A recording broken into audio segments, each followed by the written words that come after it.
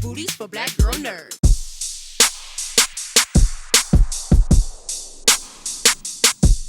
Good to see you. Good to see you. So finally, the world is seeing Black Adam. What were your thoughts on that Hall H panel? That was an experience I will never forget. And I've been lucky over the course of my career to experience high energy crowds, frenetic energy, talking shit, laying the smack down. But that was really special, I think, because it's the dream come true. You're here at Comic-Con, Hall H. It's a superhero movie, my first superhero movie, anti-hero. 20 years ago when I first started in this business and trying to come to Comic-Con, bringing movies here, you think, are they going to like this? I hope they do. We'll see, but to be able to come back as Black Adam and to put the costume on and show up as Black Adam and drop 5 minutes of footage too as well, I will never forget it. I will never forget those reactions. Amazing.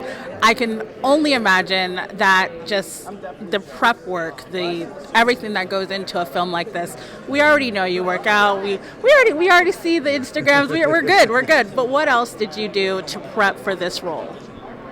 I spent a lot of time with our director, Jaume Collet-Serra, because it's the kind of movie that if you make it right, not only hopefully people around the world will love it and enjoy it, but also it can create a shift in the DC universe, ushering a new era in the DC universe, a new era of anti-hero, a new era of tone, of some intensity, some rage. But where does the rage come from? Lost your family. And so when you're driven by that kind of rage, that just sets a new paradigm. So when we wanted to make something that was different, that was disruptive in the DC universe, and also too, there was no one before me who was Black Adam. There's no other actors, so you got one shot to do something good and not mess this thing up. So I spent a lot of time with our director, who had a great vision for the movie. Really smart filmmaker, comes from that cadre of Spanish filmmakers, and today was one of the initial payoffs, because I had not seen any footage with a crowd like that. I've seen a very small, intimate, maybe 20 people, but that was I think we made something right. I think you did. I know you did. So as we move forward, you talked about a shift in the DC universe. As we think about films like Black Adam, we have, Green Lantern animated coming in with Aldis being our Jon Stewart. That idea of bringing diversity, representation, how important was that for you, and just being authentic with Black Adam? Representation of culture and color was at the top of my mind from day one. It's also why I was always attracted to Black Adam. Admittedly, I grew up a DC kid. I love DC. Superheroes, super friends, right? I love DC. And I grew up to be a bigger DC kid. But when I saw Black Adam, I saw myself. I saw brown skin. And so culture and color was always at the top of my mind, and representation was at the top of my mind, and authenticity was at the top of my mind too. And that goes back to spending a lot of time with our director, Jaume, to make sure that where is he from, this side of the world, from the Middle East, what are the hardships he's going through, his family's going through, his people are going through, his culture is going through, and how does that affect and inform his rage. And so it was always at the top of my mind. And also, too, I think on a little bit of a more macro scale, just how we operate at $7 Productions. It's always at the top of our minds. So coming in, last question, as fans who don't really know much about Black Adam, what can you say to just get them ready for what they're about to see? Black Adam is a bad dude in the game. And I always say this for fans who are a little unfamiliar with Black Adam. He has pound for pound, he's right there. He's right there with Superman. He has most of the powers of Superman. I always use Superman as a reference because Superman is the man. He sits at the top, the hierarchy, and the pecking order. And I also like to drop this on fans, is Superman has two greatest weaknesses, kryptonite and magic. One of Black Adam's greatest powers, blessed by the gods, is magic. So, do the math. Superman better cancel Christmas. I love that. Thank you so much. Thank you. What's up? Yes. Yeah, what's Black happening? Elders. Hell yeah, what's happening? So we're excited. How excited were you in Hall H? Oh, it was amazing. It was incredible, yeah. I mean, The big stage. Reactions were what you expected? Yeah, I mean, well, they exceeded my expectations, you know? For us, you know, this kind of thing, because it's so special to us, it means so much to us. You know, we go in there sometimes a little nervous, you know, like how people gonna feel it, but they gave us a lot of love, and that for me, I'm so grateful for. That's awesome. I know we're very excited. So how would you describe the relationship between Hawkman and Black Adam? They need counseling. Yeah, I'm gonna say that. Yeah, they keep going at it. It's like y'all, somebody get a hug or something. Sit down. No, they're two incredible warriors. I mean, their nature is feral, and you get to see that. They're strategists, but they've been through a lot. You know, Black Adam is 5,000 years old. Hawkman is also 5,000 years old, right? So they've been through a lot of battles, and even though they go against each other, there's still a seam of understanding, or even to a degree respect, because they understand each other's mindset, even though they're opposed. So it's a really fun relationship. That's awesome. I think that Hawkman and Black Adam and just the involvement with the JSA is really bringing a diverse look into DC Universe, DC Comics in general. Yes, indeed. What role do you find yourself playing as you kind of bring these movies to the big screen? I'm not sure in terms of the larger picture, but stepping into it, I do understand what the value would have been to me when I was coming up and what I would have wanted to see. So when it comes to, you know, younger black and brown kids being able to see this as something normal, they get to grow up with that as their reality. I didn't. We grew up thinking that, oh, it's never going to happen, or there can only be one, or, you know. But when you see this, and they put the cast together brilliantly, when you see this sort of, you know, wonderful mix of, you know, it gives you an understanding that that's what it's supposed to be. There's no more illusion about I hope. There is no more I hope. There is only what is, and what is going to be, and what I'm going to do. You know, so they're going to grow up knowing that this is what they're going to do if they choose it, you know, and being able to open up potential for options in the eyes and minds of the young, like, that's what needs to be, because that's why I'm here, because I didn't have it. I needed it. And now they know that it's theirs, so they can just take it, you know? I love that. I love that. And so what prep work did you do to bring Hawkman to life? Lord have mercy. Broke my body. No, a lot of, you know, gym work, you know, getting up really early, hitting the gym, understanding, adopting a very different nutritional diet. Hours and hours in the stunt room with the team training. I went down 2 months early before we started shooting so I could train with the stunt team, just honestly because it was fun. I grew up a martial artist, so like that was just icing on the cake for me. Like, give me an excuse to go train, fight, get big. Yeah, all right, let's do it. But it was just, you know, every day, 4 o'clock in the morning would start and would end at 4 o'clock in the afternoon. And, you know, we got what we got. I think it's going to be great. So thank you, and we're very excited. Thank you.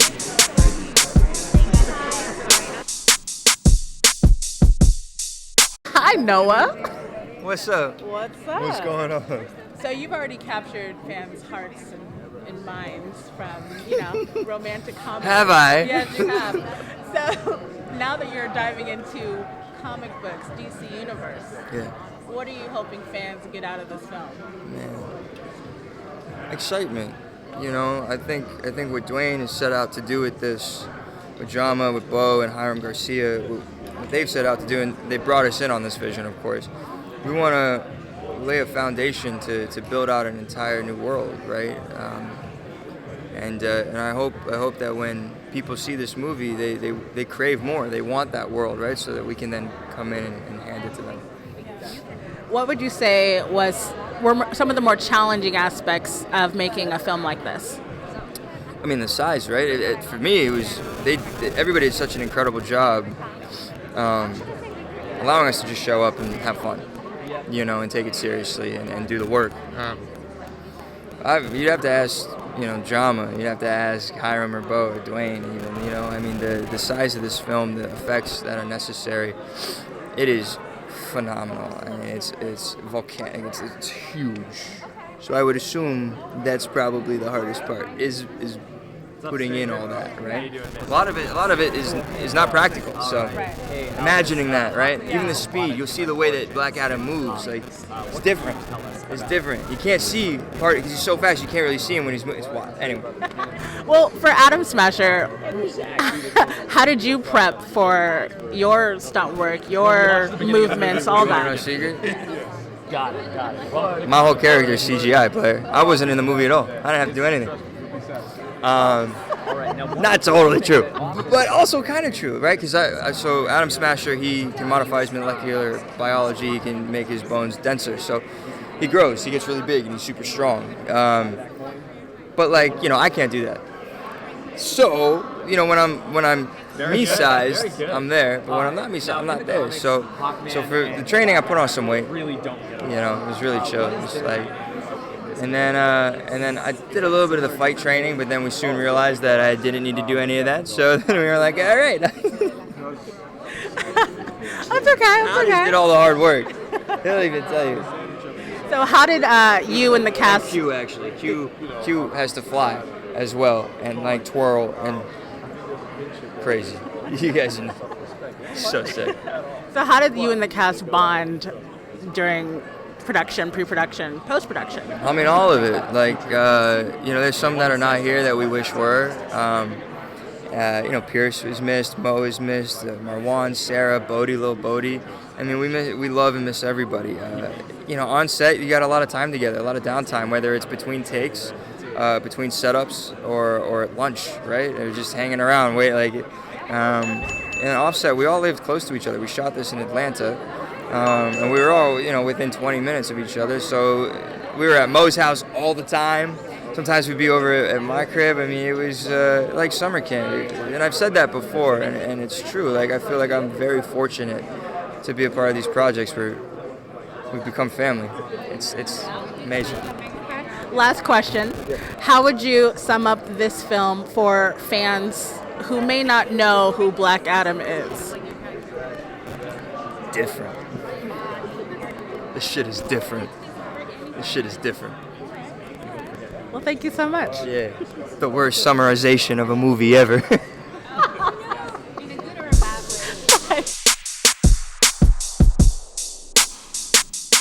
We're happy to see you. Yeah, I'm literally so excited to see y'all too.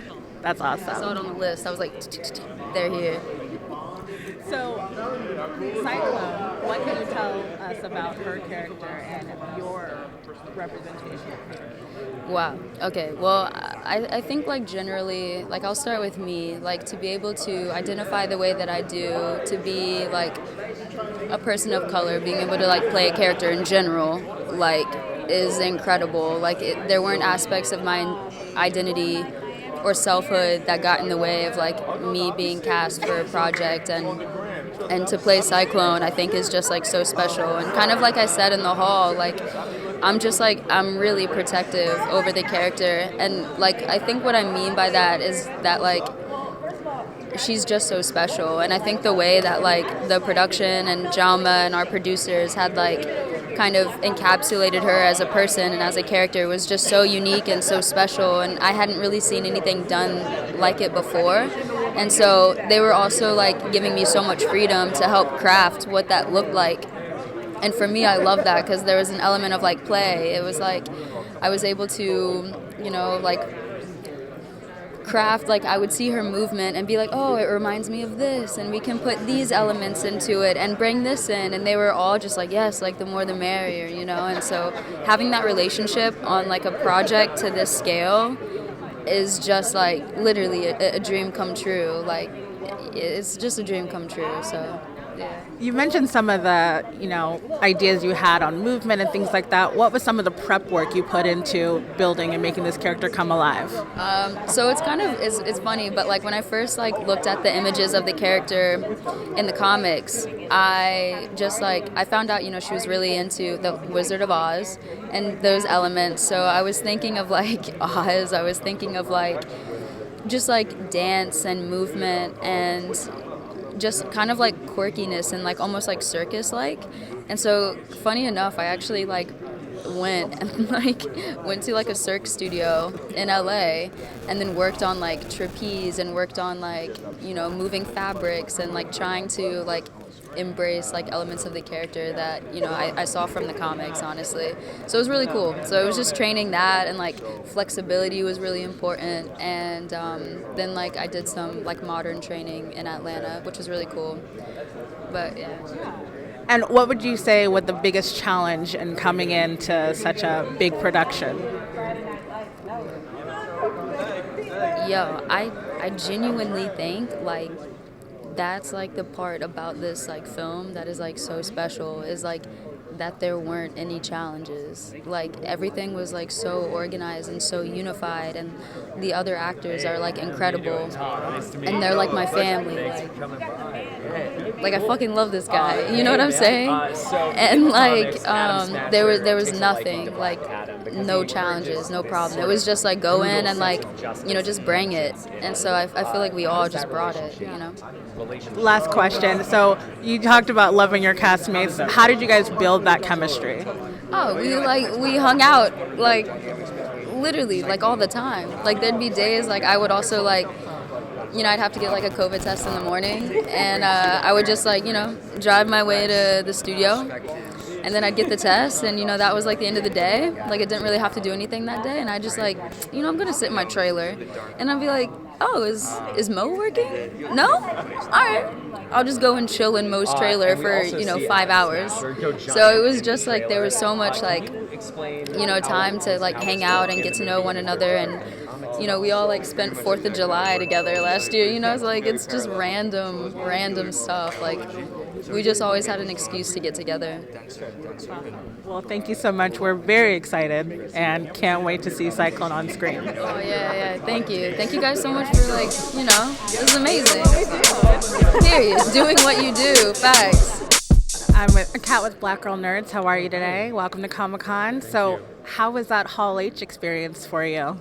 For me, it's like an out-of-body experience. It's not what I do normally. Normally, I'm in a dark room, editing or thinking, and sometimes I'm on a set shooting, But it was fun. I felt like you could feel the energy and the synergy between our cast and the fans. You could feel the love that the cast has put into this work, and it's all because the love that the fans have put into these characters, and it's just a cycle that just keeps giving, So, just very happy and sort of relieved that the footage that we showed went over well. It's always nerve-wracking for a director to show 5 minutes of the movie before it's technically finished. So it was good. It was fun. That's awesome. And so having worked with Dwayne in Jungle Cruise, what were some things you learned about him then that you really wanted to highlight in this film? So, I got to meet him as a person. I got to learn about his work ethic. Also, another side of him that's more quiet, more introspective. The business side of him, he's a great businessman, and he won't take any bullshit. And he's a man of his word. He's a family man. He has values. And all of that are characteristics that Black Adam has as a character. And so I just wanted to bring that into the character. And I think for him it was fun to play a role in which he's not talking a lot with words, but talking mostly through action. And so it was, I think he had fun with it. That's awesome. Thank you so much. No problem.